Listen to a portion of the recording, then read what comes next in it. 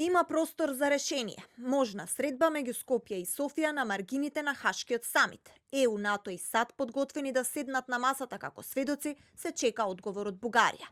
Ова го порачаа денеска од Скопје шефицата на европската дипломатија Каја Калас и премиерот Мицкоски. Изјавија дека ЕУ и Македонија работат на механизми за деблокада на евроинтеграциите, но не открија повеќе детали. Мицкоски порача дека и дал потврден одговор на Калас за разговори меѓу Силјановска и Радев во Хаг, каде на масата како сведоци ќе седнат председателката на Европската комисија фон дер Лајн, председателот на Европскиот совет Кошта, Каја Калас, генералниот секретар на НАТО, дел од членките на воената алијанса меѓу кои и САД.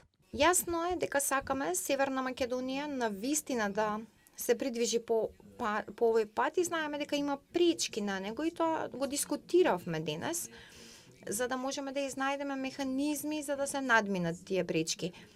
Има простор каде што може да направиме нешто. Кога ќе бидеме сите на иста маса, колку и да трае тоа, тогаш е добро да се разговара. Ние веднаш тоа го прифативме. Не знам каков е одговорот од Бугарија, но ние тоа го прифативме и денеска повторно тоа заедно со господата Каја Калас разговаравме на таа тема и апсолутно ја потврдивме нашето пределба. И додека се чека одговор од Бугарија, Мицкоски најави дека ги мобилизира силите со Силјановска. Шефицата на европската дипломатија порача дека официјален Брисел се обидува да профункционира планот А.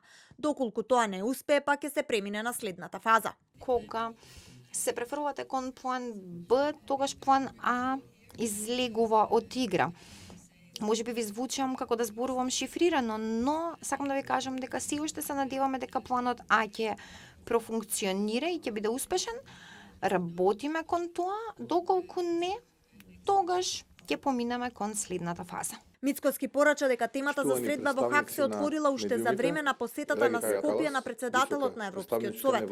Антонио Кошта тогаш порача дека ЕУ очекува да се исполни договореното и не е потребен план Б. Шефицата на државата пак пред неколку дена најави разговори со Радев со помош на Антонио Кошта.